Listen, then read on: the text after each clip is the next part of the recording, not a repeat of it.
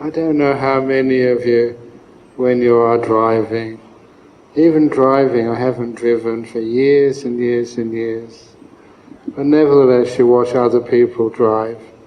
And it's so easy for them to get distracted, so much so that just one little bit of distraction, you see something through your window, which means you're not paying attention to the road, and then you get into a kind of accident. And it's the same way that cars these days give you many warnings, and you don't see them. I remember over in Perth, there was, in Australia, the police decided to try something different. Instead of fining or punishing people who were bad drivers, a group of police were empowered to find the good drivers and reward them. Because it's true that praise and rewards work far more effectively than punishment. So one Christmas, one of the police drivers in an unmarked car was following this one other car who was always very obedient to traffic laws, very courteous, would let other people go in front of him, would always turn left or right in the appropriate way. And so after a while the policeman stopped that car and said, "I've been following you for the last half an hour. You've been exemplary, what we think is a really good driver. So I would like to present you with this $200 check as a prize for your good driving. Thank you very much." And the guy said, "Thank you." He said, now I think I can have enough money to get a driving license.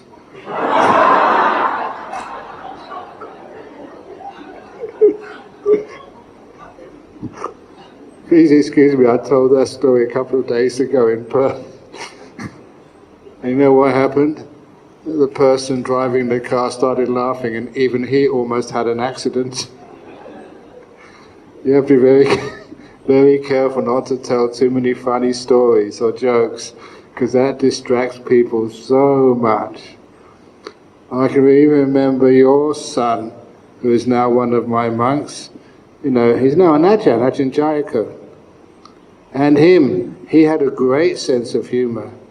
And if I was sitting next to him in the passenger seat, he was the driver. You know, sometimes I'd tell him a joke, he couldn't help laughing. And so the car started wandering all over the road.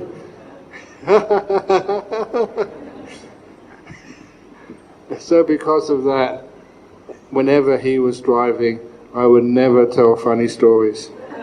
It was a danger to health. But nevertheless, the talk this evening of learning how to renounce distractions.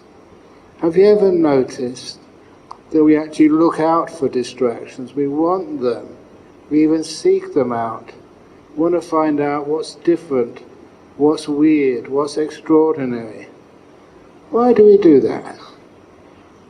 Sometimes because we feel we're bored.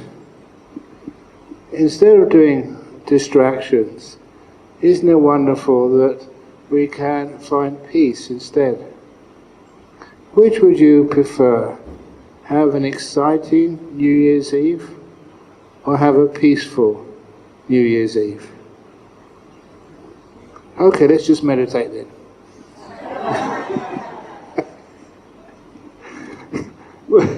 Sometimes people don't know how to enjoy peace, so they keep on disturbing it.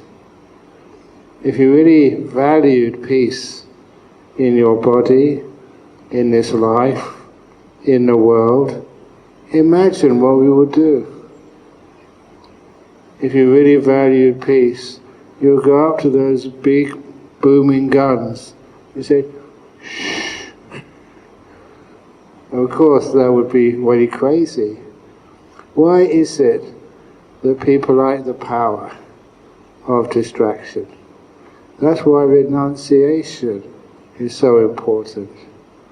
It's not as if that the peace in our world is kind of natural. It should be, but sometimes we have to renounce something to find peace. It was interesting in the life of a monk. In those first years as a monk, I never saw any news, any TV. I never saw any newspaper, never heard any radio. For about 7 or 8 years, when I was a monk in northeast Thailand, you had no idea of what was going on in the world. No idea at all. And I still remember the day when one of the Thai supporters came into the Wat Bananachat monastery, and he said, "Oh, do you know your country has gone to war with Argentina?" I said, "Come on, no way. We don't do wars anymore. And anyway, Argentina is a friend." He said, "Yes, you have." "Oh, come on, I don't believe you." Because I was in this wonderful space where he believed that after the big wars, in Europe, in 1945, or 1939 to 45, at least people had learned how to live together in peace and harmony. And it's wonderful when you can have peace and harmony. And so I was in denial. It hasn't happened. Yes, it has. And even, that was a war many years ago, so many people were interested in that war. Why do people get interested in war? It's another distraction. It's another thing we can forget what else is happening. We say it's important. Is it? Even recently, Thailand and Cambodia were fighting. How can that happen? We're both Buddhist countries. There are other ways to deal with the problems in our world. We renounce that who's right and who's wrong. We decide peace is more important. Does any country ever do that? I'm happily to say that once, in the time of my life as a monk, when I went on Tudong, I remember this story because today we had some Tudong monks who were visiting this monastery. I spoke a bit to them, and just speaking to them, in Laotian mostly, and some Thai, there was a language I really got to love. The language of the villagers, very simple language. And then when I remembered the Tudong years, at that particular time, there was not an invasion of Thailand, but there was an insurgency. Many of the young students, mostly in Bangkok, were rebelling against the government in Thailand. And many had been murdered. I know one of the monks who was trying to do his visa over in Bangkok at the time, reported to me, this is what he saw with his own eyes, some students being thrown alive on big bonfires. They were supporting what we used to call in those days the pink areas of Thailand. The pink areas, these were Thai students who had turned to communism as a means of solving some of the problems in Thailand at that time. And I'm saying this story because it has a beautiful ending.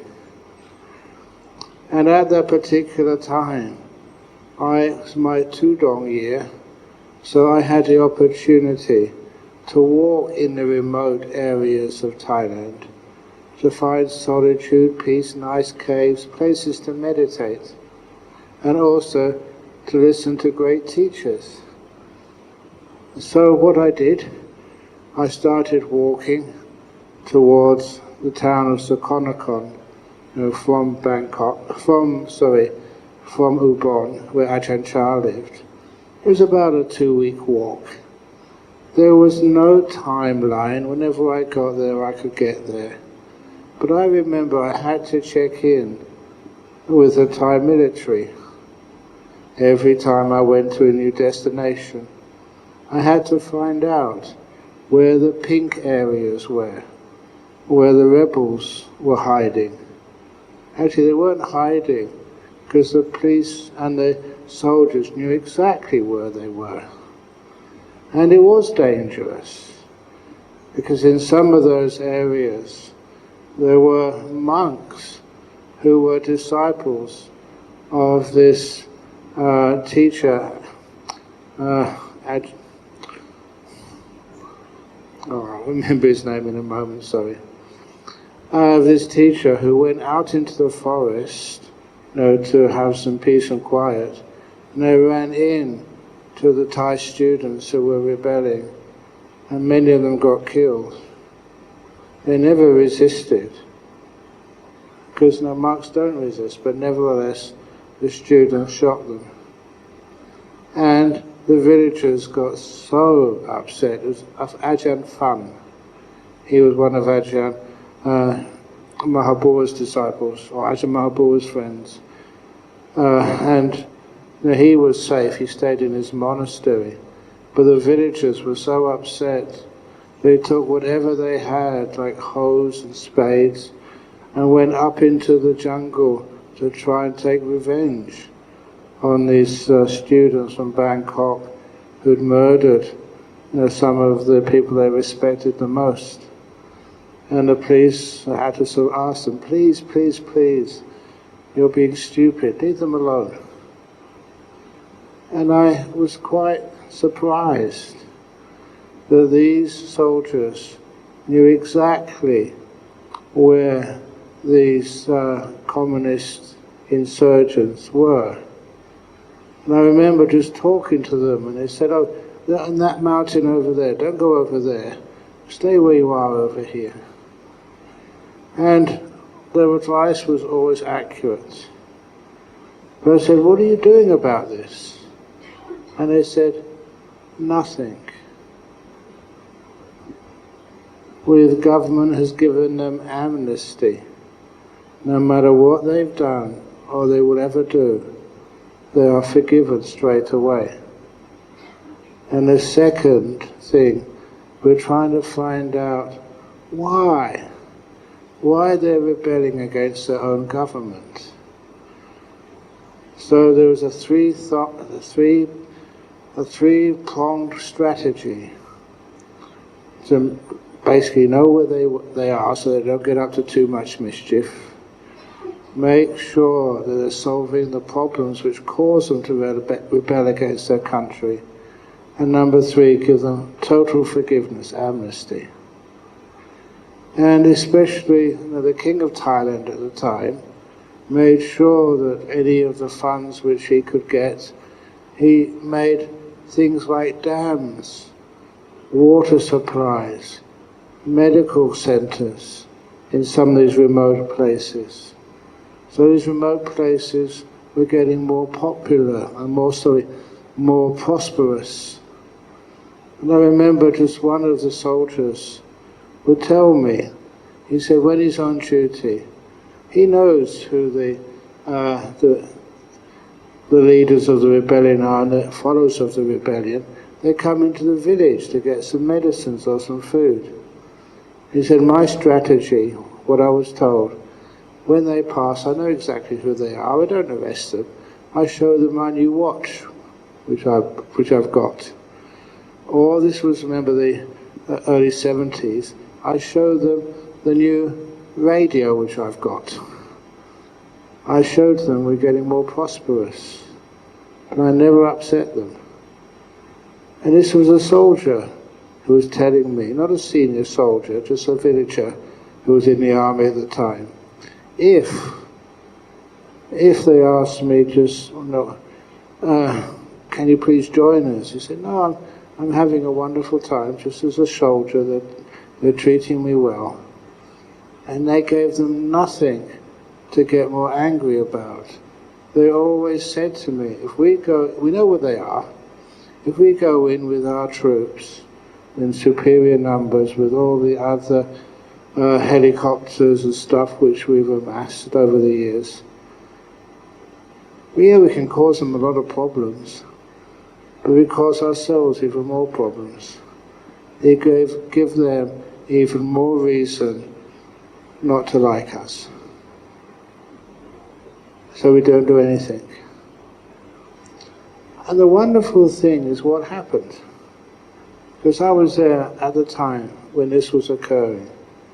And for once I was impressed, with how a government was running the country.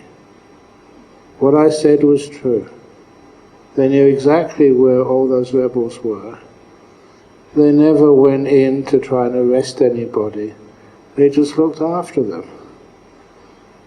And those rebels never did any much damage.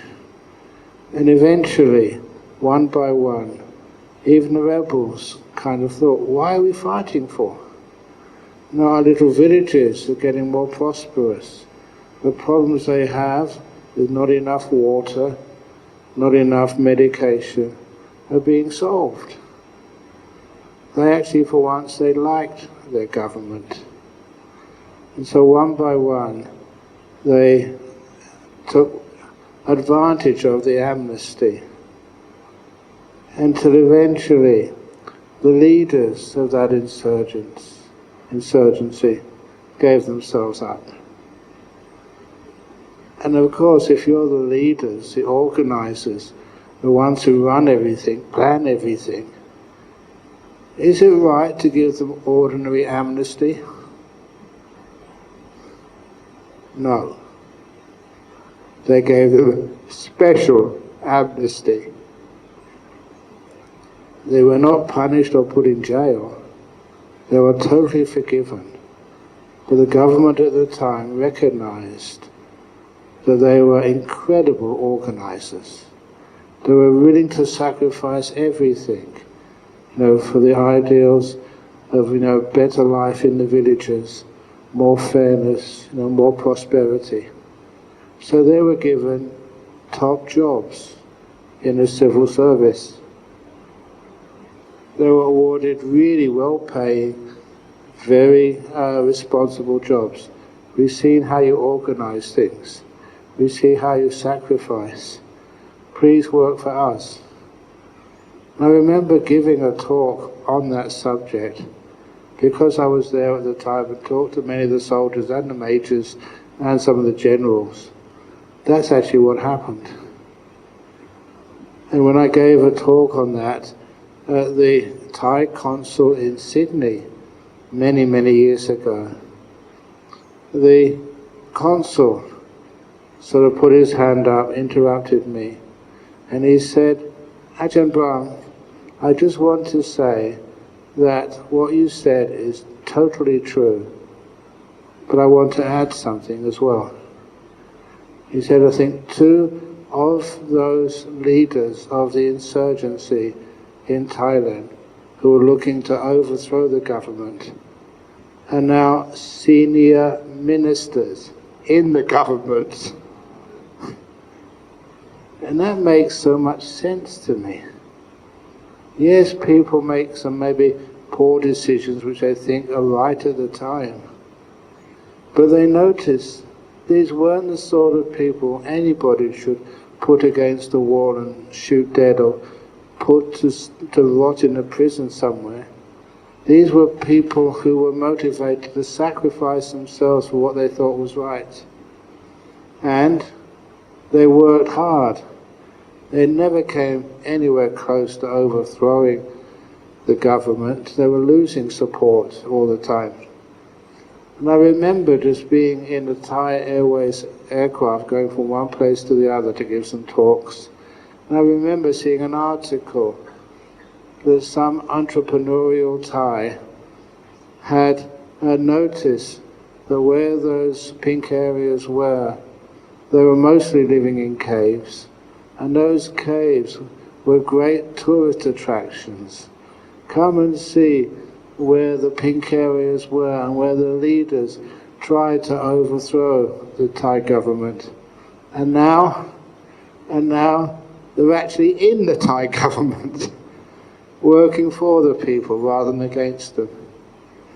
And so sometimes there are good stories of where people in authority practice well, practice with compassion and with wisdom. And instead of wrecking all these people who are even willing to sacrifice their lives for a good cause, please let's support them, help them, make sure they don't get put against the wall and shot, but get understood, and let them use all of their facilities for each other rather than against. I don't know why I said that story this evening, but I love that story. I think it's probably because of those Tudong monks who came here today. It reminded me of many of those stories. If you're a Tudong monk, in Sri Lanka we call it Charika, where we go off, walk, and this was one of the most wonderful times of my life as a monk, not because I saw examples of political wisdom, but because you had so much freedom. If you were going on Tudong, as they say in Thailand, it meant you had to carry everything you owned with you. You could not store anything in the monastery. I know that rule because when I was the head store monk at Banana Chat, I made that rule up, and I forbade anyone who was going on Tudong to leave anything in the storeroom, and of course including me. So I had nothing stored anywhere in the world, and when I walked I had everything I owned with me. The first day it was way too much. It's very easy to leave things to people on the way. And after a while, all I had was a little yam, another big bag for my bowl, and the umbrella which you used to live in. It was so simple. And over those days it got so light. I mean, really light. And people kind of thought, how do you survive? I said, so simply, so beautifully. Now you saw, where is it? My yarn, it's on the back here somewhere. Again, that is my luggage container when I go overseas. I never check it in underneath the aircraft, I don't need to. It's just, I carry that. And so many times I love it. When the customs say, you have to collect all your other baggage first, sir, before we check it. And I said, this is my baggage, I don't have any more. And they say, why? I say, because I'm a monk. And you've met me at the airport. You've seen, I usually have a bit more in there when I arrive. Where's it gone? It's on the other side. Oh no, I gave it to Chapo. Where is it? You got my bag there? How heavy is it?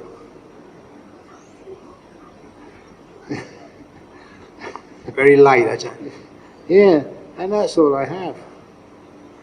It's a kind of a wonderful that you can travel so easily with few possessions. One of the advantages is I don't have to worry about fashion. That's all I have. Just brown robes. Because you have brown robes, if ever I spill any tea or coffee, I don't have to wash it. And so that simplicity is just learning how not to be distracted by thinking to own a lot. The life becomes much easier. To own less is far easier. It's also why when you come here, you wear white clothes if you're keeping 8 precepts. It means you have to be more mindful when you have a cup of tea or coffee. But nevertheless, it's much more simple. Why is it that people have to be fashionable and wear, different coloured clothes all the time? Okay, maybe when you're young, okay, you have fashion, but now, how many young people are here today? No, you're not that young.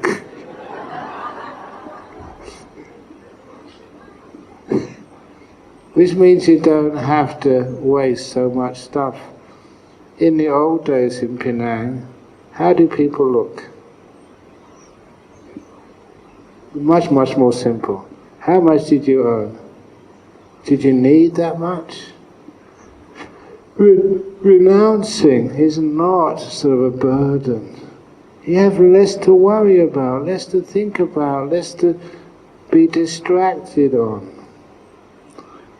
Sometimes people talk to me about going to different places. Do you want to go to Penang? There's so much food to distract you. Have I gone to the hawker stalls at all? I pretty much eat, I'll be honest, Chaupo, pretty much eat a simple lunch every day. And a simple breakfast. It's always been the same ever since I came here. It makes it simple for you. That's wonderful. To be able to renounce the distractions of food, of music. Again, if you listen to such music, what music do you like? What music do other people like? In the car, which usually takes me back, to the place where I reside at night, or which takes me back here in the morning, they listen to the same music all the time. They have music playing in the car. Is that true? You're the driver. Is that beautiful chanting done by the Taiwanese lady? You know that chant? It is lovely, and it's not sort of distracting. I don't know why people want to distract themselves. A lot of times, people have things called bucket lists, places and things they want to do before they pass away. What's my bucket list? I kicked that bucket a long time ago. But there was one occasion recently when there was a Buddhist conference over in Toronto, and the people who organised it said to me, "Look, we're going to Niagara Falls. You've arrived early, it's another day or two before the conference starts. Would you like to go and see Niagara Falls?" So I don't need to see Niagara Falls. I just want to go in the washroom and see the waterfall when I turn the shower on. I need a shower. What about, how many of you have ever seen the Great Wall of China? Have I ever seen the Great Wall of China? No. I've got a Great Wall outside my monastery in Perth. That's a big enough wall for me. The Great Wall of Bodhinyana. Why do people want to see these things? You've been sucked in to the advertising campaigns. I remember once on a pilgrimage to India to see the holy sites. Have you been to India to see those holy sites? Did you go and also see the Taj Mahal? What's holy about that? Nothing. But nevertheless, I remember just sitting down, seeing this Taj Mahal building, and thinking, this is so boring. And I thought, why do you need to see a big building like that? Can't you see nice big buildings like that in Penang? All of this stuff, why do you think you need to see them? Remember the person I was discussing it with, who was sitting next to her. She was a very good Buddhist. And she was saying, Ajahn Brahm, it's a bit over the top, isn't it? And I said, yes, exactly. People only see it to say that they've seen it. But really, there's nothing much there. This is one of the reasons why you keep things simple.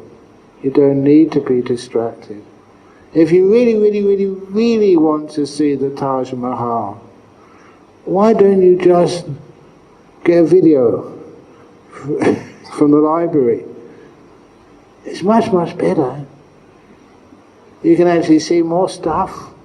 And also you don't have to go through customs and immigration and get really tired when you lose something and you can't find it and you put in a report and nobody checks it, or you get sick and you have to get medication, or you have to do this and do that. Travelling is quite difficult. I should know. But nevertheless, when you keep it simple, you don't do extra things. You know, one of the places you think I should have gone. You know, to go, actually I shouldn't really say, should I really say, you know what, I was giving a talk? Las Vegas. Have ever you been to Las Vegas? You know what I did there? I can't tell you. What happens in Vegas stays in Vegas. Did I see the casino strip? No! They took me around the other way. I was there to teach a retreat, believe it or not. One of these ladies, she'd heard me on YouTube. She was Sri Lankan. She was a top doctor in the northern part of Las Vegas somewhere. And she invited her brother over who had cancer. She tried her best to try and heal that cancer, but she wasn't quick enough. He succumbed. And he was like mourning the fact that she had a failure there. She wasn't able to heal one of the people she loved so much, her brother.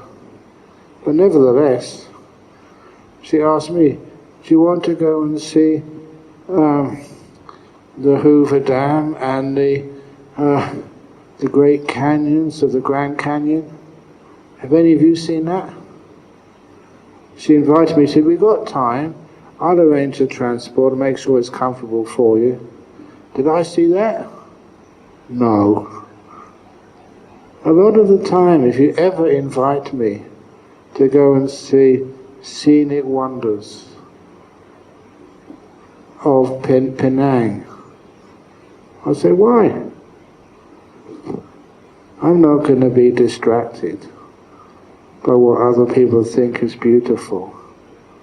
If I want to see canyons, there's enough over in Australia. If I want to see Great Lakes, I can see those whenever there's any flooding. Why do people feel they need to be distracted by scenic wonders? It's because other people tell them to. And I have got a rebellious streak in me. I say, why? Why? And what happens then is you become way more peaceful. You're not distracted by people or things. So when I was in Las Vegas, I just taught Dhamma, taught meditation. When I had a day off, instead of going on some tour somewhere to see a big hole in the ground, otherwise known as the Grand Canyon, a big hole in the ground, I decided just to meditate in my room.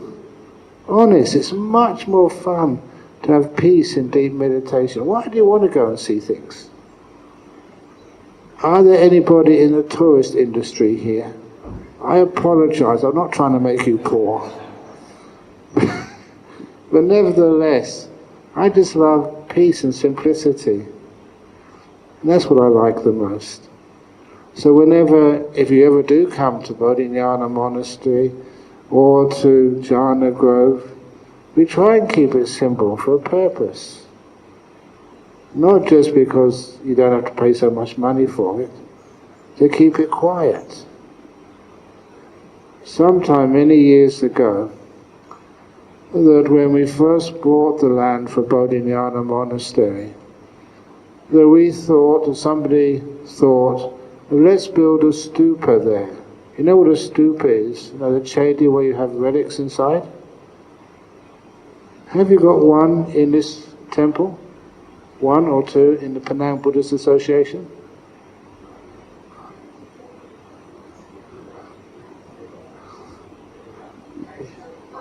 Chinese stupa. In Bodhinyana Monastery we have no stupa. We have a couple donated by in the Indonesian Buddhist community in Jhana Grove, but not in Bodhinyana Monastery. What happened is this a lady donated, this was about 40, 50 years ago, donated $50,000 to build a stupa. If we needed any more, can you please ask her for more? She was very happy. And after a while, we had a meeting of our monks. Do we need a stupa? And they asked why.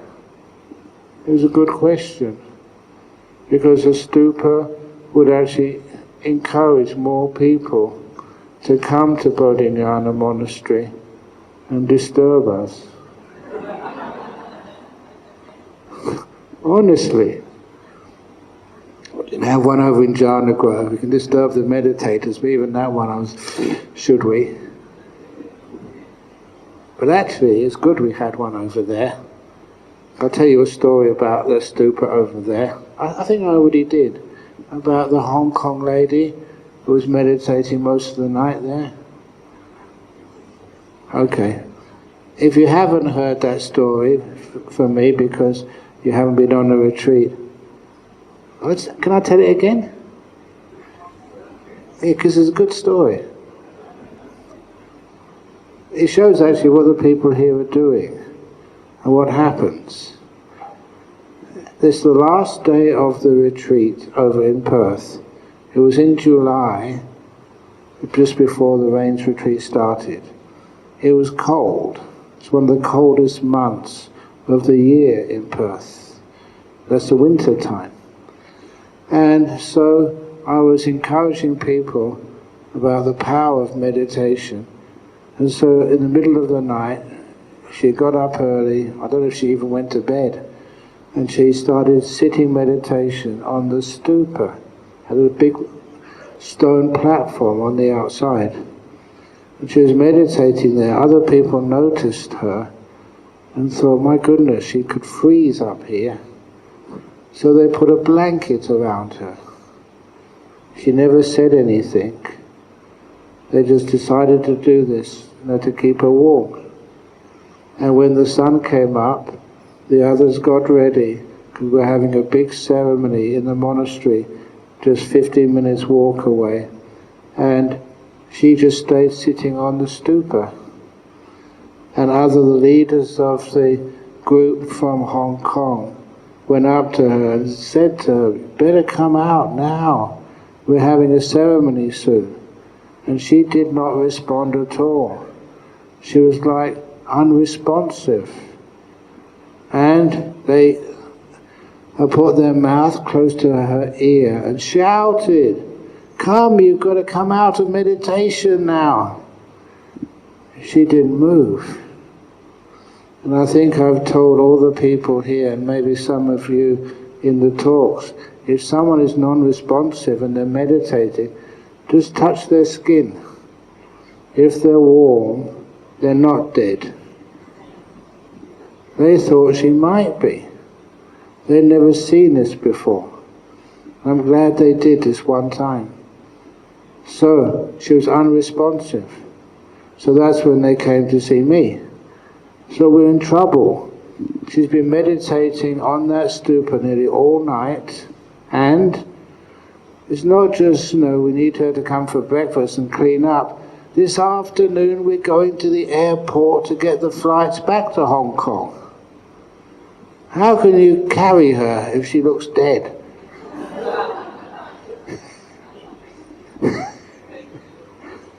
And so I told them, your mistake. If you see someone in a deep meditation, the way to actually contact them and bring them out from that deep meditation is by sound, but not by harsh sound. You have to be very, very kind and speak to her so softly and have a message which she can understand and respect. So I told him, go to see her. I was arranging things for the start of the rains retreat ceremony. Go up to her and say into her ear, very kindly, please, Ajahn Brahm, your teacher, asked you to come over to the monastery for breakfast. Could you kindly come? Because Ajahn Brahm asked you to. And this woman never responded. Was still sitting there perfectly still. And so the woman came immediately back to Bodhinyana monastery and said, it didn't work. I said, wait. If you're in a deep meditation and you come out, it takes time. It takes time to get yourself back together again, and to be able to talk with people. And so I don't think she really believed me, but nevertheless, 10 minutes later, this woman walked through the doorway of Bodhinyana main hall, and she came out to me and said, Ajahn Brahm, you called me. The woman who was in charge of the Hong Kongers was quite stunned that it worked. I do know what I'm doing. And I said I would repeat that to so many people so you know what to do if you see something like that happen. Be patient. One of the other stories which is similar, I'm going to say, I'm slinging together a few stories. I don't know what it's got to do with renouncing distraction, but nevertheless, I did promise to say this story, and I haven't yet, and it relates to how to do the walking meditation. How many times do you ask me that? I said, I'll give it in the next talk. That time has happened now. So when I learned how to do walking meditation, the object of your meditation is the feelings in your feet. So when I first started this, was when I was newly ordained. I had an hour every morning in the main hall of this monastery. Everyone else had left to do some sort of business, and I was by myself in this hall. It was about half the length of this hall here, only half the length. And they had a grandfather clock in that hall, which rang every quarter hour. Why they have a grandfather clock in a meditation hall, I will never be able to figure out. But nevertheless, I made use of it. So when I started walking, it would take half an hour to get from one end to the other end and half an hour to come back again. It just, not because I was trying to walk slowly, just because there's so much going on in my feet when I was walking. I could not walk fast. So when I started, I could feel my feet lifting up, and I noticed which part of my foot lifted up first, which part lifted up last, to see the feet lifting up and how it moved.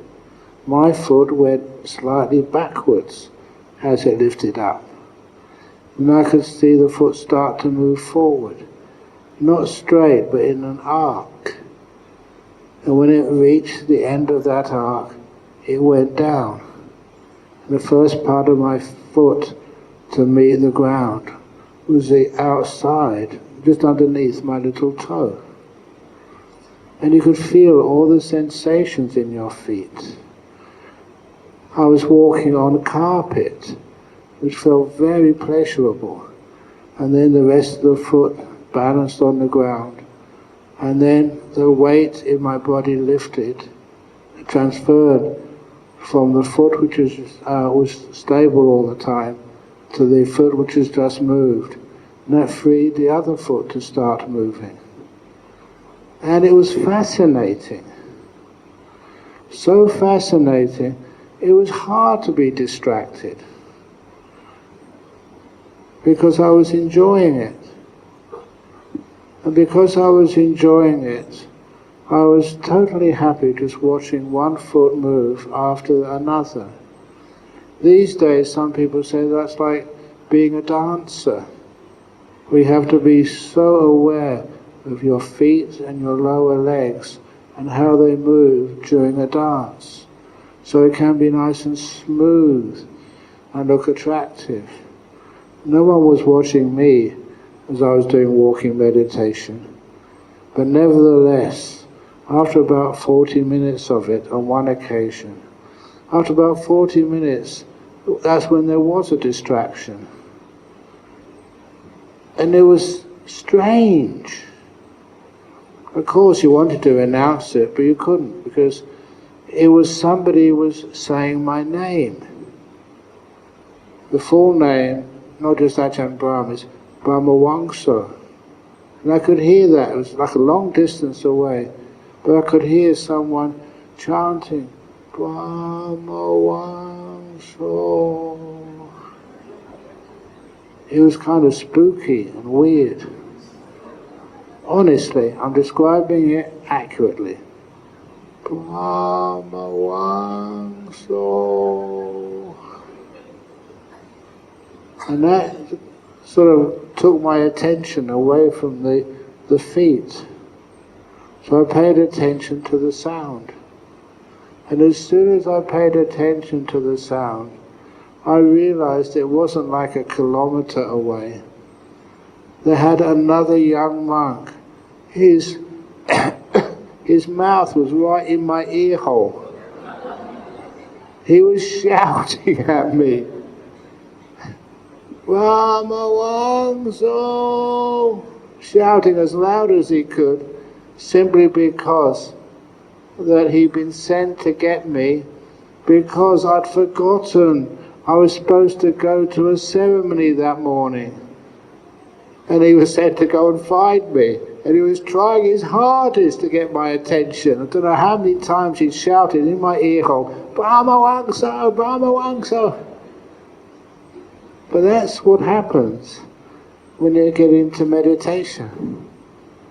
It's like you hear the sounds, but they're so distant. And I knew, I was a young monk, just newly ordained, I had to respond. These days, because I'm senior, I don't have to. But I usually do out of compassion. But anyhow, I had to respond. And he was still in my ear hole, Brahmavamso. So I had to turn my head, usually to make eye contact, to start a conversation with him. And that was fascinating. How many muscles in your neck have to move? It took me about 2 or 3 minutes to move my head. To see, I'm being honest. He didn't think I was crazy, because he was a monk. He knows what meditation is like. And as I met his eyes, the only words I could say were, what? That's what happens. You really enjoy this. You can't go fast. You're slowing down. You're finding peace. And soon that peace is so attractive that even when somebody's shouting in your ear hole, it doesn't disturb you, or it hardly disturbs you, which was incredible. And that's one of the reasons why we do walking meditation in retreats. You can get incredibly peaceful when you're doing walking meditation. But all you really have is your feet, your legs, and the whole world vanishes. That is lovely. Only there is a trouble sometimes. When there was a retreat being held over in Jhana Grove, not by me, it was by another teacher, and this Sri Lankan family visited, and they asked, would it be okay if we just had a look at your retreat centre? No, I said, we have to be quiet, there's people on retreat there. So we'll be quiet. And they came back to see me about 10 minutes afterwards. And their child, about 10 or 11-year-old, was really scared. They said, what's up? We went to your retreat centre, you've got to go over there now. I said, why? There's zombies over there, we saw them wearing white and walking so slowly. Because apparently that's what zombies do. They walk really slowly and they wear white. So if you're doing walking meditation, wearing white, be careful. Or even more true, more scary, doing walking meditation. The first time that Ajahn Sumedho taught that walking meditation over in Sussex, in the first monastery over there, the person who was providing the facilities was a psychiatrist, a lady, and she worked in the local mental hospital a bit further out of town. And she had a big place, so many people could go there, about 20 or 30, to do a meditation retreat. And that was in a big village. Now I think you know in UK what people living in a village are like. They look at anything strange through the curtains. What's going on there? And they knew that this lady was a psychiatrist. They knew she worked in the local mental hospital. And when they saw people in white doing walk,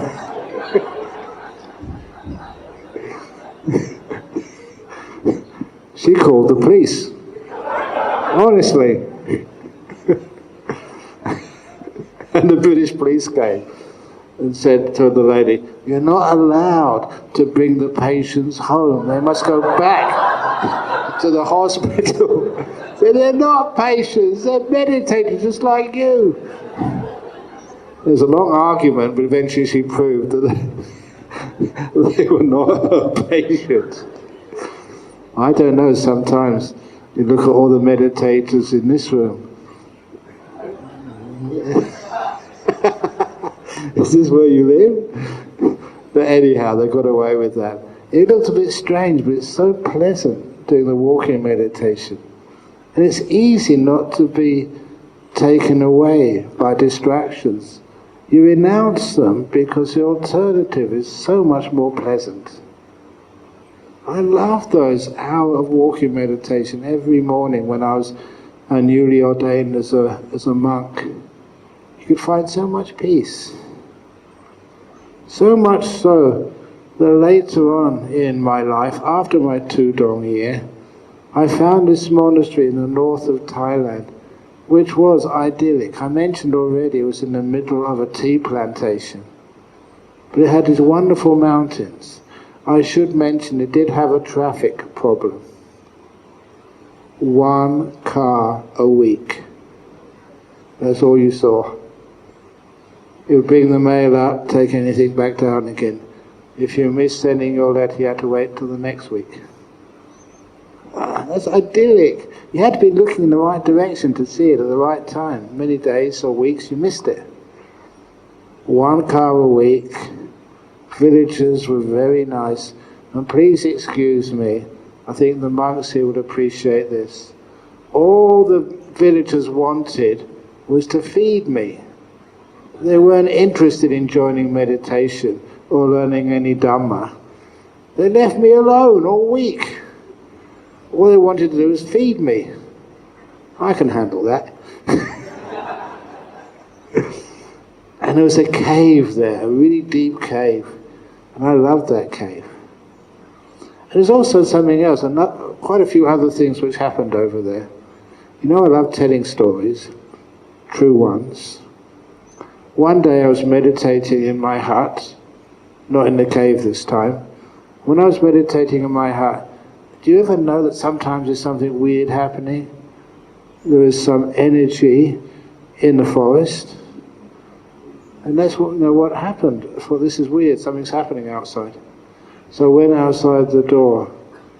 And the best way I can describe it, first of all, every bird which was in the forest were up in the air.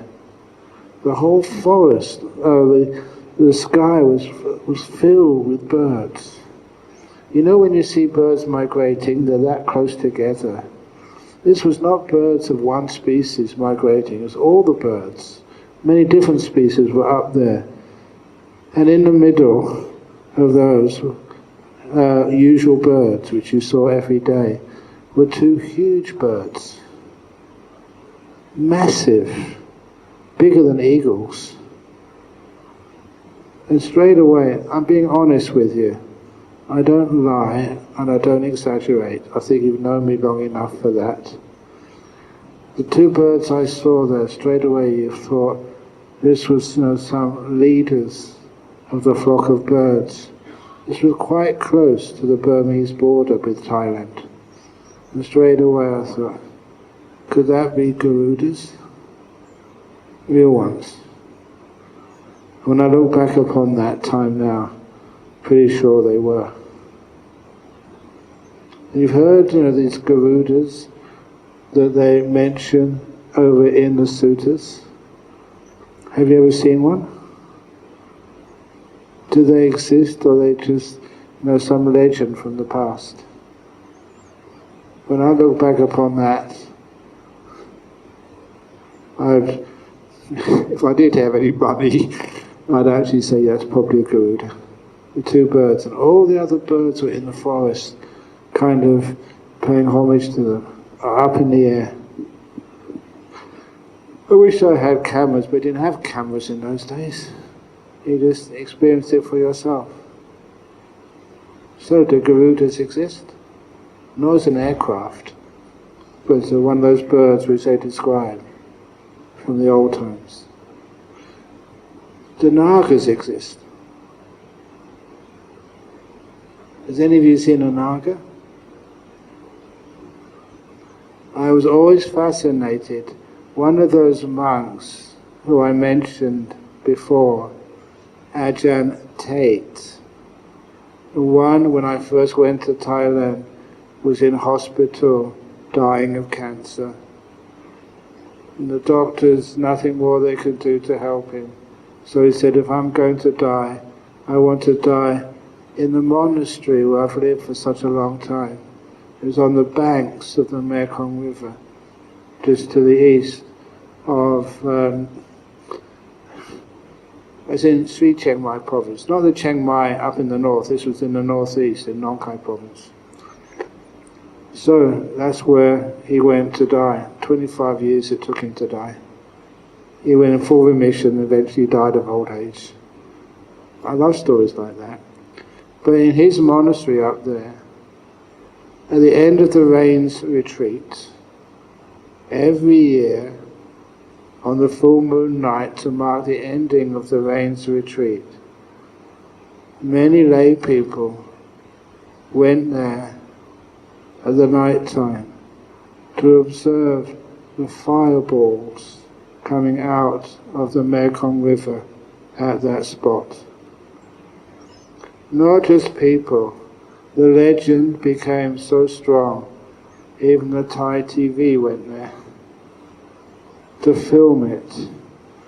From the Mekong River, from within the waters, these fireballs would come out only one night a year. and explode above the river. And Ajahn Tate, when asked what the heck were those, says a family of Nagas lived in that space under the river, and this is where they celebrated the end of the range retreat. Because it was the end of the range retreat, the last day of the range retreat, you're supposed to be staying in the monastery where you spent the range retreat. That made me quite frustrated. I wanted to see them. But when they were filmed by Thai TV, and they had scientists there trying to investigate, what the heck could these be? Was this some sort of methane coming from underneath the river? Are there any sort of ferns or something rotting underneath? No one ever had an explanation. Even they thought it must be created by the Laotian military, the other side of the river. No, they weren't doing anything. This was a natural phenomena of fireballs from underneath the Mekong River over in the border between Laos and Thailand, just by Ajahn Tate's monastery. Have ever you heard of that before? Some have. If you haven't heard about it, look in internet if you wish, to disturb yourself with distractions. But I thought that was really worthwhile, Naga fireballs. And it was filmed, to give it some legitimacy. So, Nagas, Garudas, where did these myths from the past come from? Sorry? Dragons, yes. Most cultures have similes of dragons, but not just that. Sometimes you wonder where all of this comes from in the past. So anyway, life is more fascinating than you ever think. And when you actually see those things, you're usually in remote places. It makes life distracting. So okay, I've gone on for over an hour. So let's have some questions. Has any of you ever seen a Garuda or a Naga? Sorry? No. Oh, it's much more interesting, the life of a renunciant, but you're not supposed to go anywhere or see anything. But anyhow, questions. How we can be grateful to celebrate... How can we be grateful to celebrate small things in life instead of just big moments only? Sometimes the big moments, you're supposed to celebrate it because everybody else does. And it's not really coming from your heart. When you're grateful from your heart and you celebrate, the other person feels it. That's why sometimes I wait till the end of a retreat before I leave to tell people, look, thank you so much for looking after me. And each one of you have. Can you accept that? Good. Because a lot of times over in the West, people only accept criticism. It's a crazy culture. And I learned this from the time when, because of all the work I was doing for the community, this university called Curtin University, that they wrote a letter to me and they said, we want to appoint you or award you the Curtin Medal for this particular year. But why? It's because all the work you've been doing for not just the Buddhist community. I do a lot of things which I don't tell other people about. It's not just the work with cancer. It's also, I remembered because of that work with cancer, meeting people from so many different religions, the once I was invited to give a talk in the cathedral in Perth, the Anglican cathedral. And it wasn't just any old talk. This was the Sunday sermon in the cathedral. The dean of the cathedral, John Shepherd, became very friendly with me. And so because of that friendship, we're going to many events together, he said, "You give good talks, much better than the priests I get to give the talks there. Can you please come and give a sermon for us?" And because he was a friend and I trusted him, I agreed. And he told me that's the first time in over 2,000 years a Buddhist has given a sermon on a Sunday at a full Eucharist. And that really interested me, breaking records, first time in 2,000 years.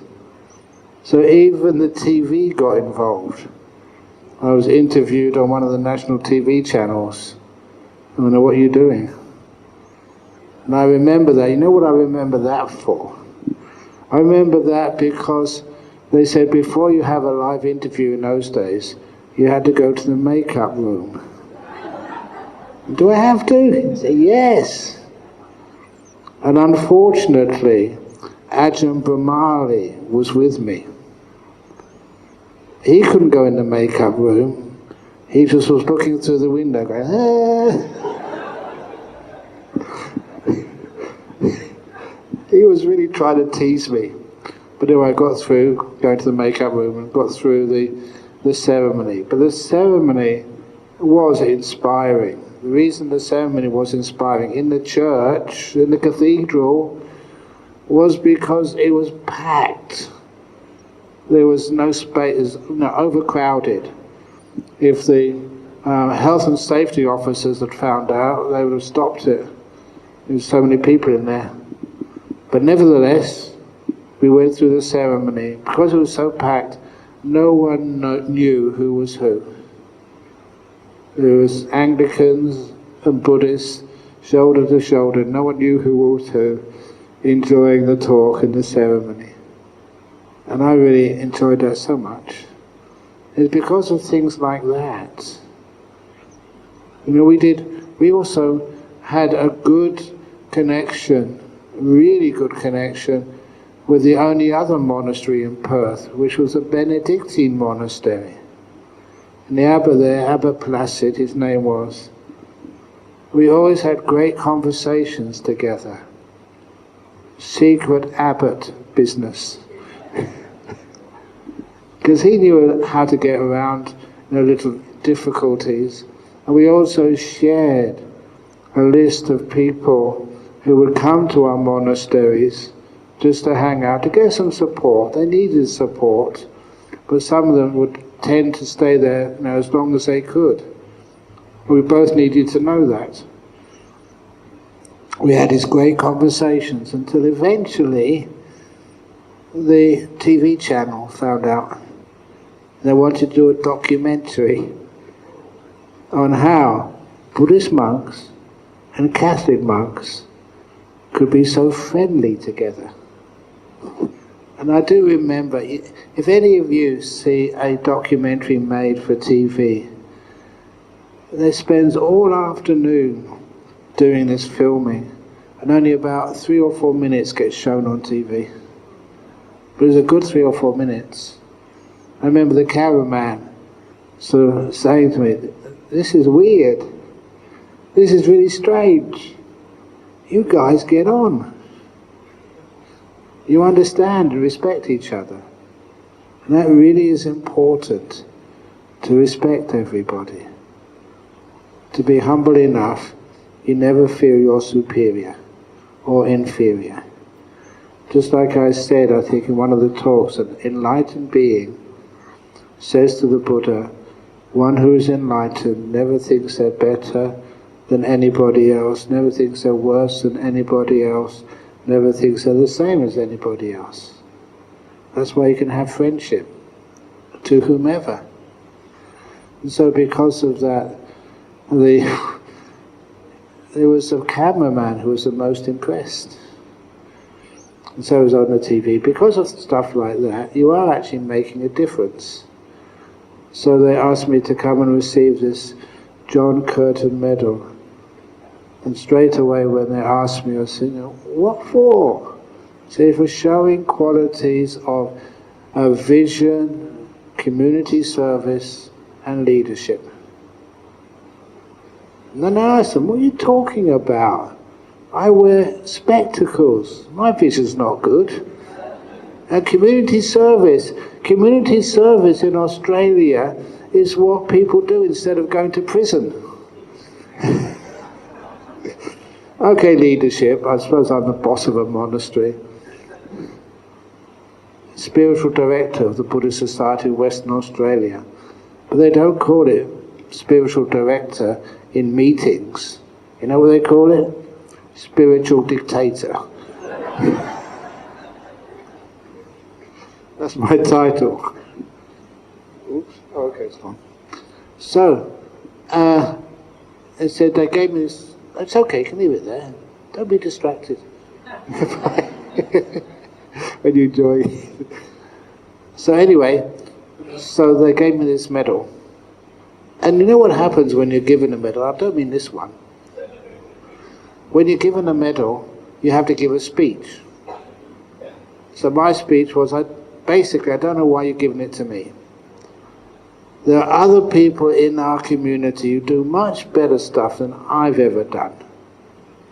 And anyway, I couldn't have done it without the help of all the colleagues, the other monks, the committee members, all the lay people who were behind me. I couldn't have done it without those guys and girls.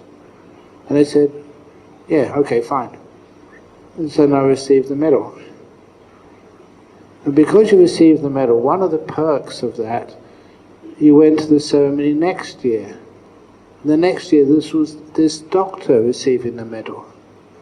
He was a head hematologist of Sir Charles Gardner Hospital. Head hematologist was a guy who checks people with cancer to make sure their blood is okay. And what he did really inspired me. Even though he was a really top scientist, he decided that people who are going for treatment of cancer would get top-class treatment in their hospital, radiation therapy, chemotherapy, just checking your blood. But after they were checked, they were sent out of the hospital. They were just like numbers, not people. And so he used his position to clear out a couple of rooms in that hospital and turn it into places where every patient who come there for any type of treatment for cancer would be allowed to get Reiki, homeopathy, acupuncture. Please, I mean, all that stuff is now proven to be good. Anything weird, you could get there for free. Why? And he said because whether this thing really works or not, the very minimum for half an hour or an hour, you have someone looking at you, talking with you, sitting you down, caring for you, and giving you Reiki. Whether there's something to that or not, you have got a person paying attention to you. He said that after care, after they do these great procedures, was so essential. And of course he did his work to prove his point. It improved people's health enormously. If any of you have ever had cancer and gone to places where you stand in front of a machine or gone inside a machine, people try the very best to look after you, but they're so overworked. They can't spend quality time with you. And this doctor introduced quality time at that hospital. And he was awarded this John Curtin medal. It inspired me to see what other people are up to. And I was so inspired until he accepted his medal and gave his acceptance speech. What he said is, "I don't know why you gave this medal to me," said the doctor. "There's other people in the community who do much more work than I do. And anyway, I couldn't have achieved this without the help of all these other people behind me." And straight away I thought, hey, that's my talk from last year. And a lot of times that's everybody's talk. If somebody really praises you, especially publicly, that's usually what they say, "I don't deserve it, but thank you anyway." Why is it so hard to accept praise? Even each one of you. If I say, "Thank you so much, for organising this retreat. I know it's a lot of work. Actually, I don't know how much, what happens behind the scenes. But thank you." You say, "Oh, it's nothing." Look, if I criticize you, "Why did you do that? You should have been at my door, when I needed you this morning or this afternoon. Where were you, Chapo?" "Oh, we received that. Oh, I'm terribly sorry. I shouldn't have done that. Oh, please, please." Why is it we receive criticism so much easier than receiving praise? And that's what I learned from that. So please, each one of you, when somebody praises you, please accept it. Thank you for doing all the video. It's really nice of you. Thank you so much. Comment?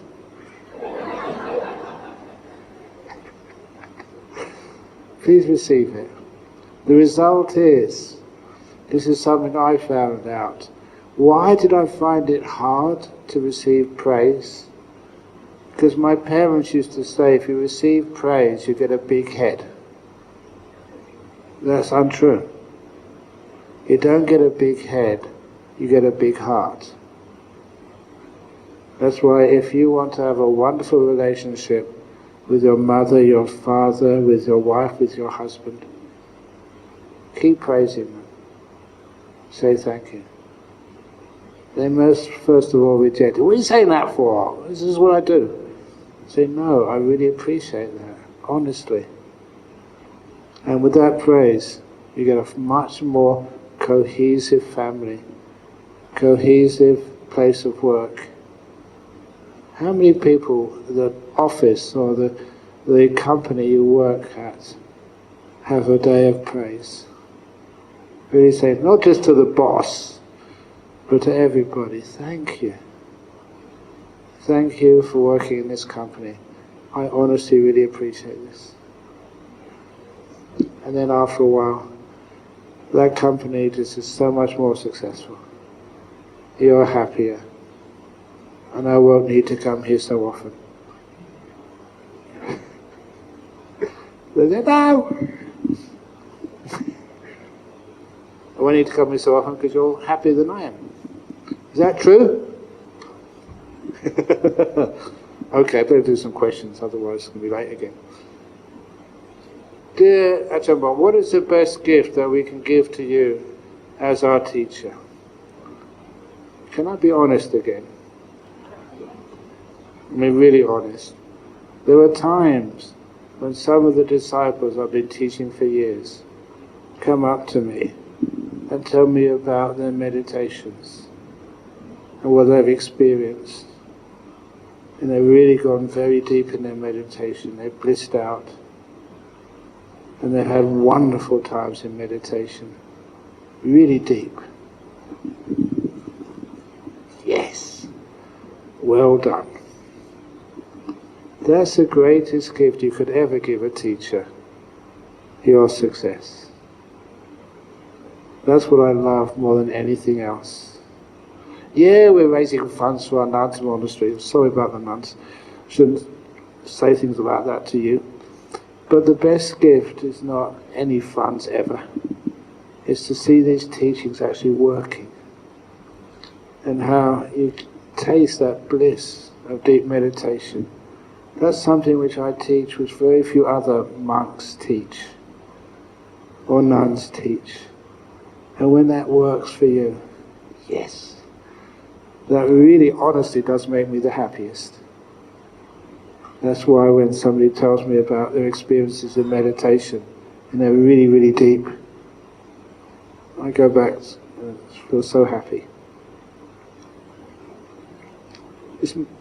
It's called mudita.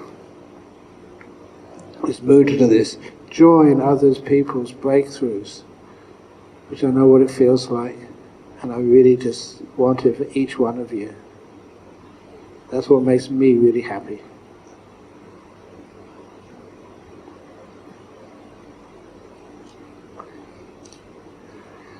As a married man, how do we balance our spiritual pursuit with worldly desires and family responsibilities? You find it's not that hard. Because of your spiritual pursuits and hopefully successes, your partner should be able to recognize that. In a family, you're supposed to talk together. You're supposed to share even more honestly than if you were never together.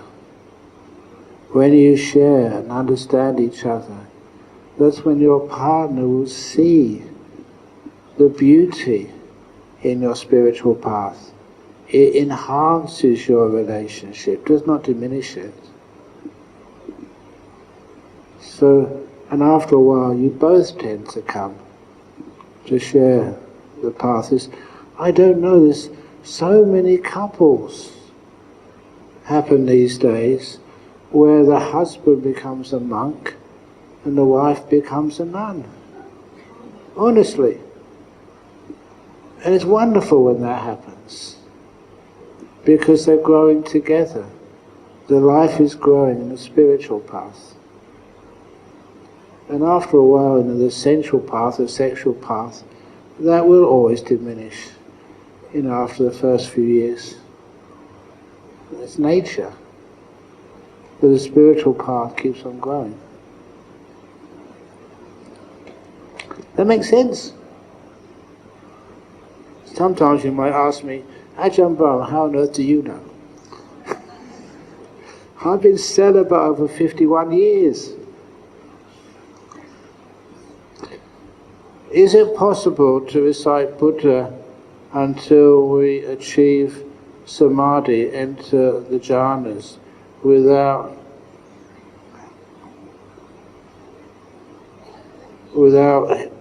something, or breathe, without having to do breathing meditation?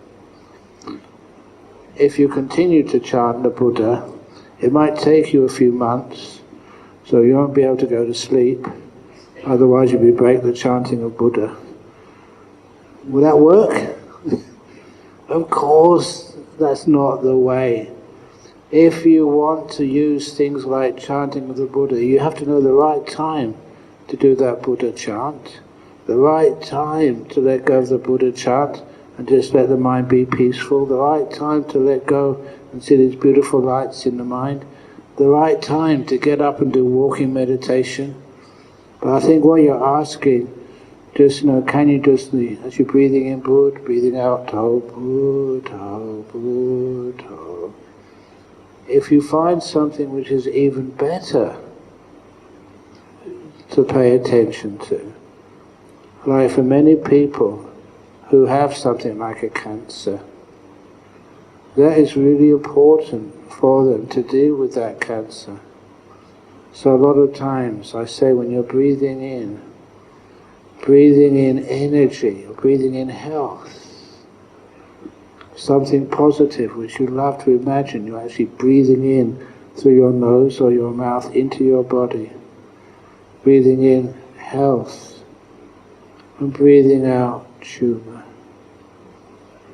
Breathing in like health, energy, purity, breathing out the sickness.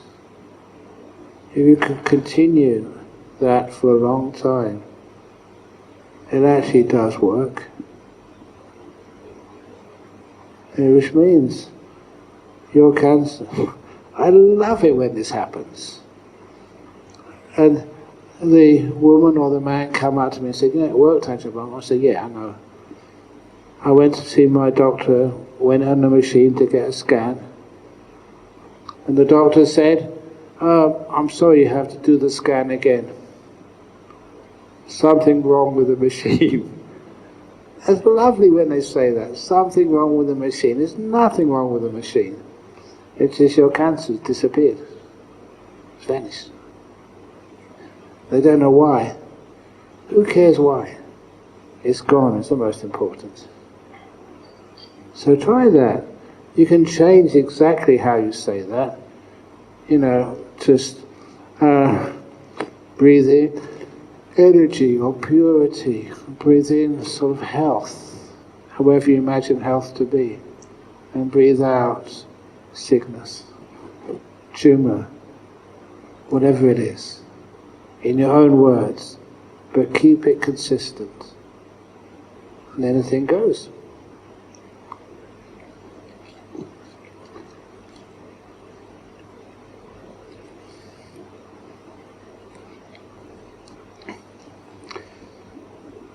Yeah, Ajahn, while we are talking about letting go of the past, why do we need to know our past lives? Thank you. You need to know your past lives because that gives you information that you haven't just lived once. That's more important than just thinking about your past. To know that your lives are not just single. You live again and again and again and again. And it's not just ordinary past. It's also the other thing about recognizing past life memories is just what those memories are and how they work. You're mindful, but the past life memories are like you're reliving those moments. It's like you're back there. And the weird thing is you can explore. I remember, I can say this, I've got to be careful as a monk because I'm not supposed to speak specifically about past lives, my own past lives. That's why I usually stick to the early life memories. It's a kind of loophole in the Vinaya. And so I remember when I was that baby, Peter Betts, just freshly born, maybe a few weeks, in my pram, I could explore that pram. I had a baby's body, a baby's brain, but it was being run by the brain of this moment. I don't know if that makes sense, I'm trying to describe it to you. And also you notice these weird things, such as I could only recognize my mother, not what she looked like, but how she smelled. Her odor, her perfume, her fragrance. That's how I knew her. And I remember asking doctors who'd studied early childhood and how children actually grow. They said to me that was really fascinating because that's so true. A child, their eyes are not properly developed yet when they're so young. So they recognize most things through smell. Weird as it may sound, but I know why. You can feel that. You know it. It's experience rather than what you read in literature. And I also had the ability, even though I was almost like connecting with the body so many years previously, I remember going under the blankets and exploring what's underneath there, seeing what you could actually do. It was pretty boring, just white blankets and actually a black little covering on it. But it was nice to be able to have that experience and just know what's possible, with the mind now and how it can recall the past. I thought it was a really useful thing to have. And it also taught me, I must say this, that last hindrance of doubt, the 5 hindrances, and the first hindrance is of like wanting, sensory desire, the second hindrance of will, the third hindrance of sloth and torpor, the fourth hindrance of restlessness and remorse, and the fifth hindrance of doubt. Those first 4 hindrances I could always understand. But the fifth hindrance of doubt, that was really weird. So whatever I think of, I think is true. But the experience I had, remembering the early life memory, being a baby in my pram, that had a different aspect to it. I knew that was true. Many people might say that, yeah, they know this was true, but they're just making it up. If it's a real past life memory, it really is true. And you know it's really true. The doubt, hindrance, is not there. And that answered a question for me which I couldn't really find the answer anywhere else. What is that hindrance of doubt, the fifth hindrance? And what's it like when it's overcome? So that was really useful for me. Okay.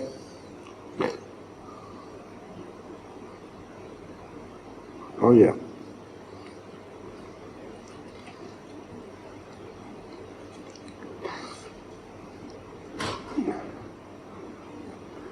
It also answers many other questions when you get into this.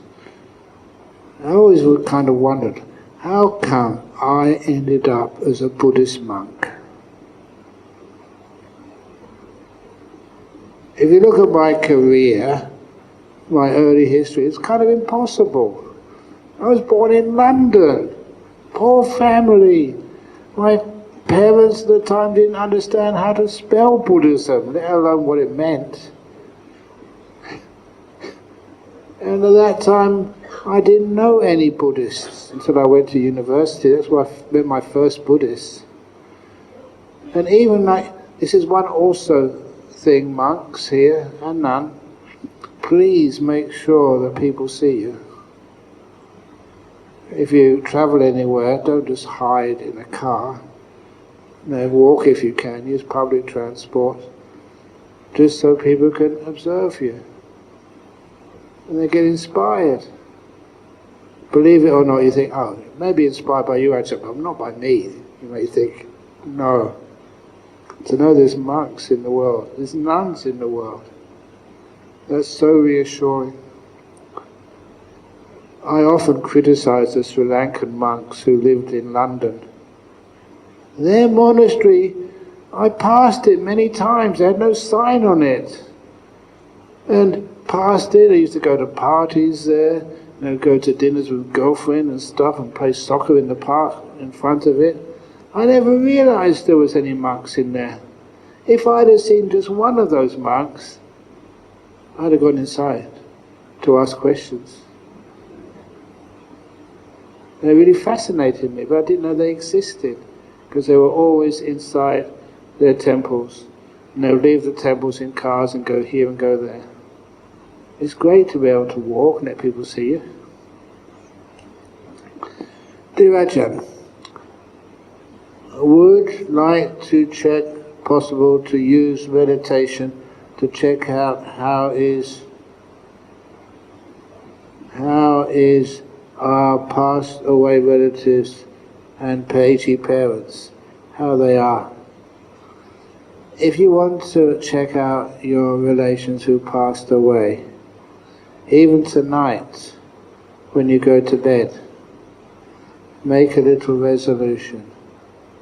Mum, Dad, or whoever you really want to see, how are you? I really want to know. If you can, please come and visit me. Before you go to bed, or before you go to sleep, in your bed. It's amazing what happens, when you go to sleep.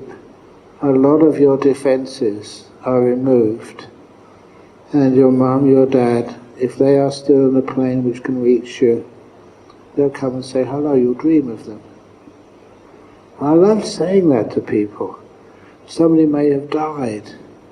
You'll know how they are. They'll come and see you.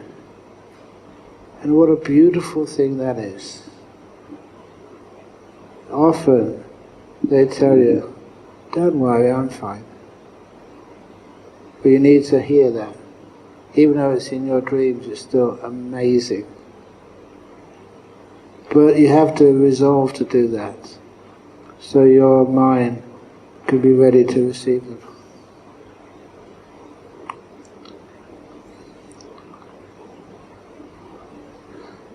If yes, how? Okay, did that one. Or is it discouraged to do so we can let go? How to let go of the curious mind about our passed away relations. Yeah. Sorry? Yeah, but anyway, it works. Give it a try.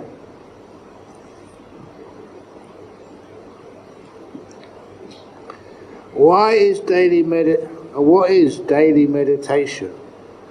What is daily meditation? It's meditation you do each day. How to practice? Is it compulsory to practice? No. Nothing is compulsory. When we think it's compulsory, we put extra pressure on it. Is that rain? Yay!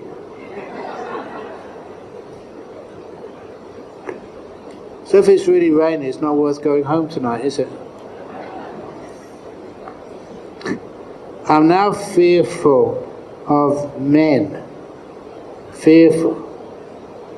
I'm now fearful of men. Fearful of human beings.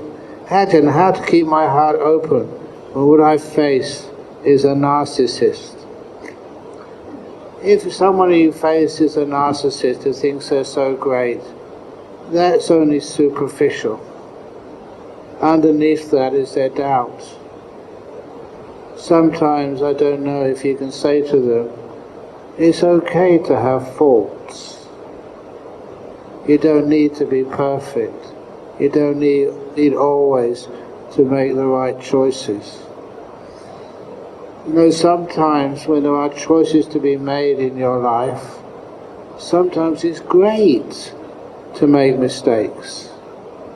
I like it very much when somebody who's driving me to the destination gets lost. I see more of Penang than I've ever seen before. If you take me on the journey, then I only see the usual paths. When I get lost, I really enjoy it. I do anyway. If I'm late, it's not my fault. I just enjoy the journey. So if you face a narcissist, great. Dear Ajahn, what is the best gift? Okay. Crikey, lots of questions. Okay, we can't go now anyway because it's raining. You know, one of the disciples of Ajahn Chah was really smart. He had like a restaurant in Ubon, and in order to get clients to buy more food, he got his staff, you know, when people had eaten enough and weren't sort of ordering food, to get the sprinklers. Actually, he got the hoses out and he sprinkled the water on the roof. And because he was sprinkling it on the roof, all the clients thought, oh, it was raining. So they had to stay longer and they ordered more food.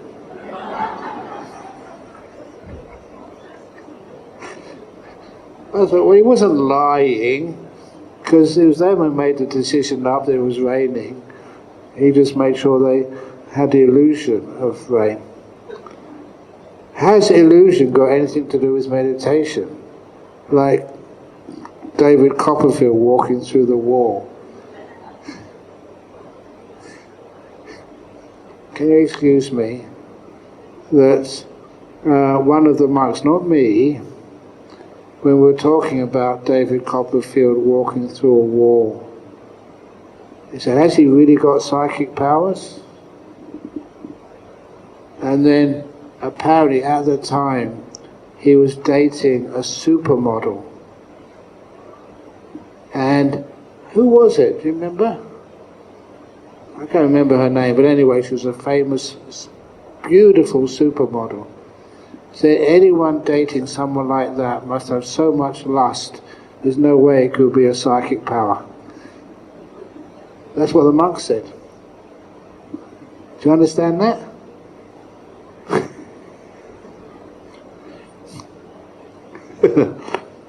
You know that sometimes as many models become Buddhists. One of the famous models, Kate Moss, she's a devout Buddhist.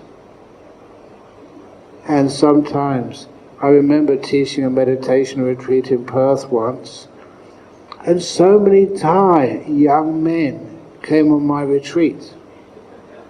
I never seen so much Thai young men coming on my meditation retreat. I had to ask.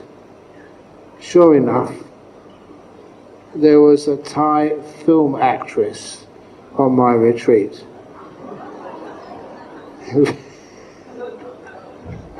I don't know how they found out. She came all the way to Perth because if she did a retreat in Thailand, it would get swamped. She still had plenty of young boys there. Anyway, why is it I get startled when a person sneezes or coughs? Did I not calm down? Sometimes when you calm down, you're still open. And just the difference between the silence you were feeling before and suddenly the loud noise or the sneeze does surprise you. But the longer you calm down, it's not that the noise doesn't surprise you, it's like you can't even hear the noise. Or the sound of the sneeze is like diminished. Just like that person shouting in my ear when I was doing walking meditation, you could hardly hear him. Just only slightly. So this is just what happens. You keep on meditating, you get more and more deaf. I don't mean physically deaf, I mean sound doesn't disturb you so much. Do you imagine when jhana happens, do they follow one after another within hours? Or it can take years? If it's one jhana after another, usually after the first jhana, you go inside the first jhana into the second jhana. Inside of that you find the third, inside of that you find the fourth. One is inside the other. So you don't go into jhana for years. The maximum, the Buddha said, was only 7 days.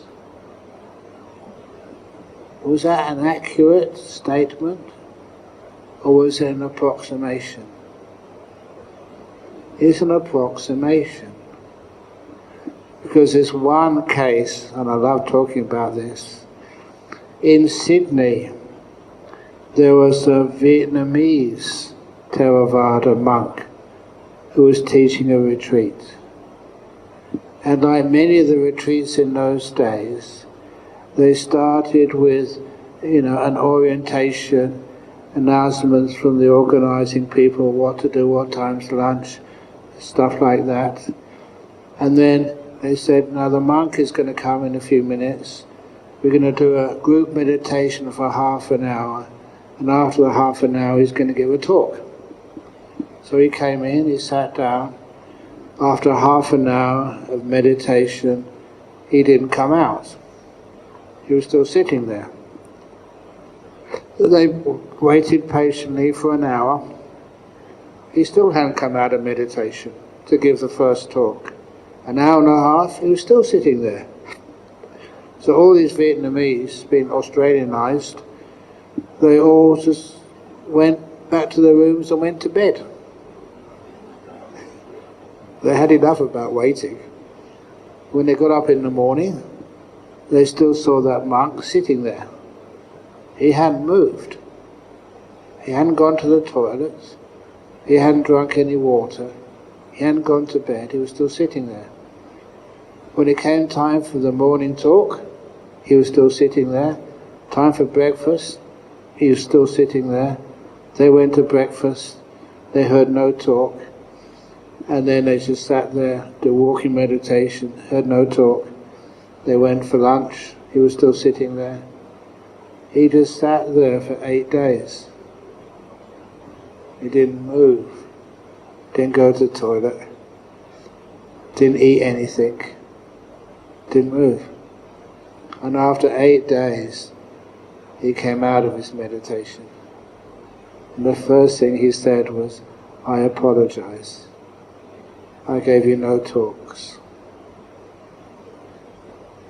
Now, how would you feel if one of the monks here did that? He said, "You don't have to apologize. Just seeing that was the best talk we've ever had. We saw you, we know, we checked up on you. You have eaten at nothing, you haven't slept, you haven't been to the toilet, you've just been sitting there for the last 8 days without moving at all. Sadhu, sadhu, sadhu." It's inspiring, isn't it? But I wasn't there, but when I checked the people who did validate that, it was true. And so when the Buddha says 7 days max, it's an approximate. Okay, last question. You said nimitta is a must to enlightenment. Pretty much so. I heard some go on the vipassana path and no need to have nimitta. There's no just vipassana path. The only way to enlightenment is Eightfold Path. What is the Eightfold Path? Samadhi, right view. Sammasankappa, what I mentioned earlier, right motivation, where you're coming from. Motivation of letting go or renunciation, motivation of kindness, motivation of, the kindness is third, motivation of metta, loving kindness, second. Third is right speech, fourth right action, fifth right livelihood, sixth, usually it's called right effort. I don't like that word effort. It's not an English word which I've ever found. So sometimes I call it even like right aspiration, I don't know, or right renunciation. It's an effort not to do, not an effort to do. An effort to restrain. And from that, the next factor is right mindfulness, beautiful word. And the eighth, right jhana, samma samadhi. And the Buddha always describes samadhi as jhana. That is the only way to full enlightenment. People love shortcuts. Do you want the shortcut? There ain't one, you just get lost.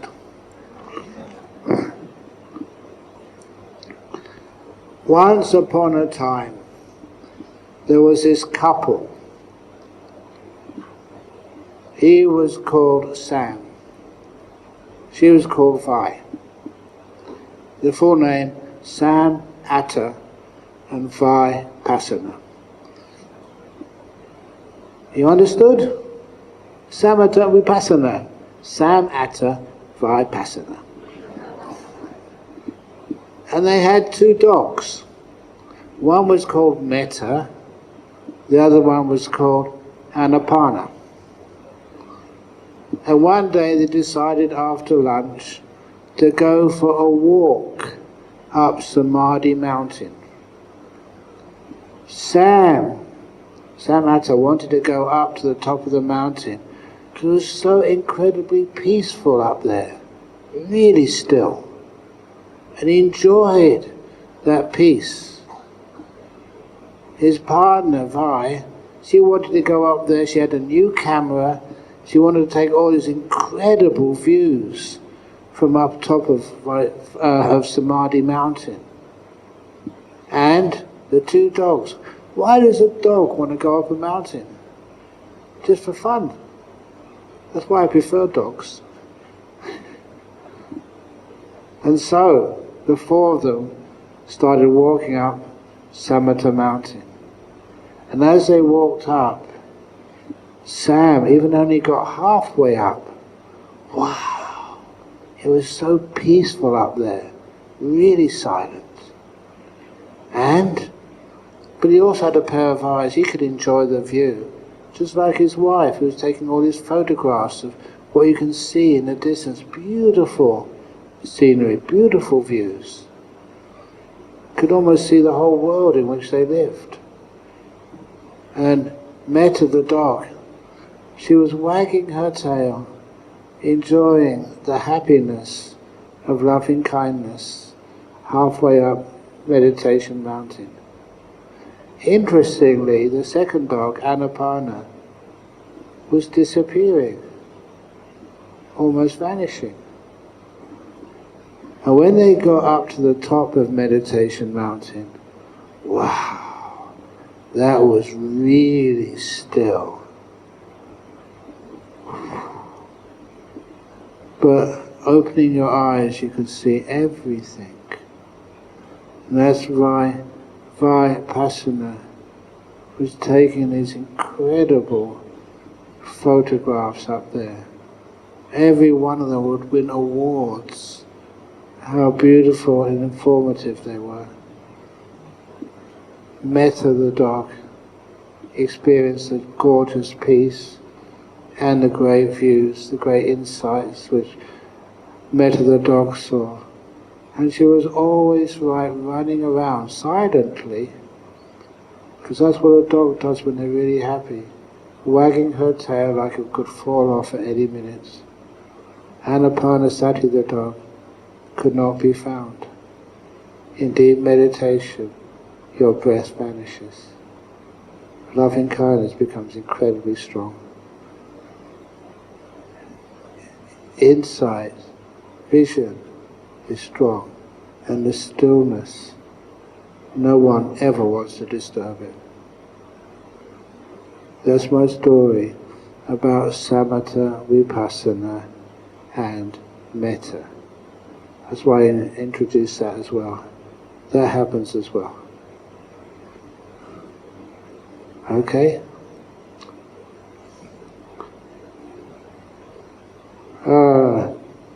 My mind is very busy, like a storm for years. If I sit with the objective to stay still, it only gets worse. You find out how to stay still, not with an objective, by a letting go, a renunciation. If you try to make it still, it gets worse.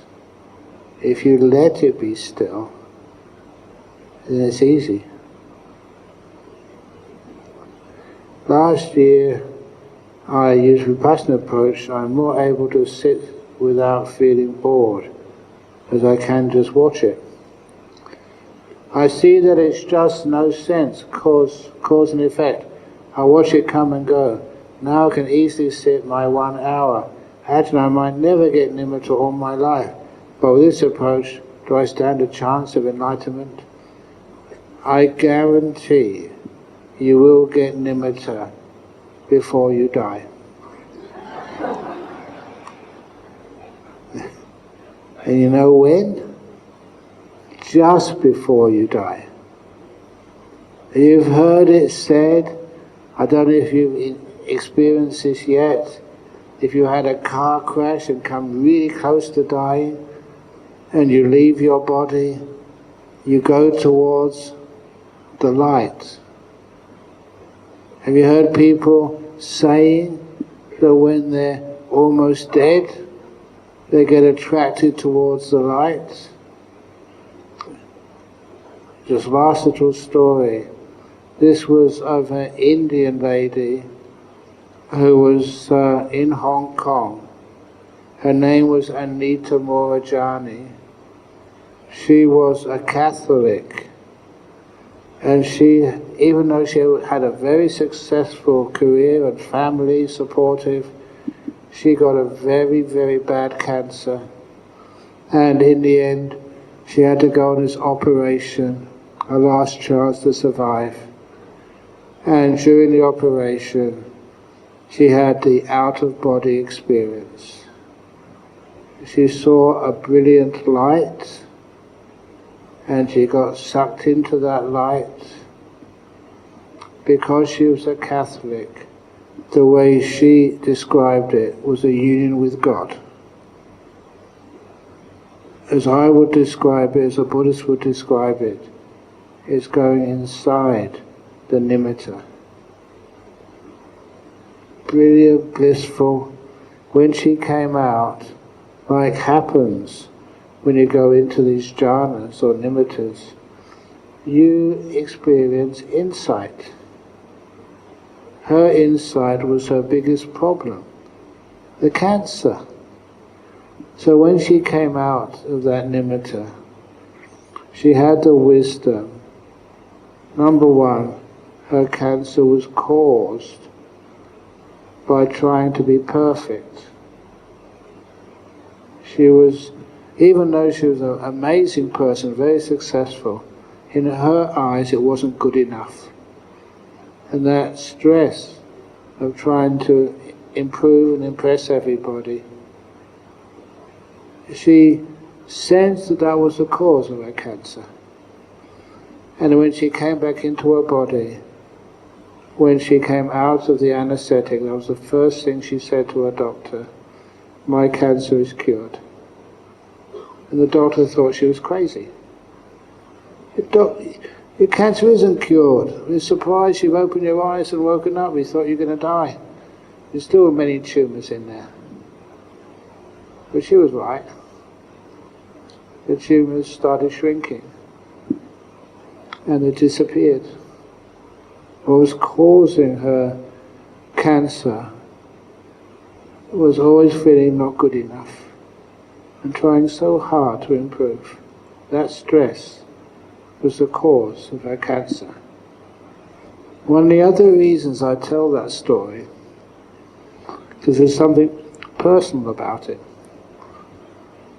The GP, her GP at that time, was a doctor called Brian Walker. Brian Walker. And because of that experience with Anita Murajani, he changed the way of his career as a doctor. He moved to a small town in Australia, in Western Australia. The town was called Serpentine. He is now my GP, believe it or not. I rarely see him because I'm basically too healthy. But nevertheless, he moved there because he wanted to change his lifestyle. Not just to be an ordinary doctor, but a doctor with a lot of spiritual connections. He's a very devout Buddhist now. Comes to the monastery whenever he can. It's just almost next door for him. I like stories like that because life is very weird, coincidental and informative. So eventually you'll see your nimitta, if not now, when you die. Guaranteed. If I'm wrong, you can come back and haunt me as a ghost. Thank you for listening. Sadhu, sadhu, sadhu. Excellent.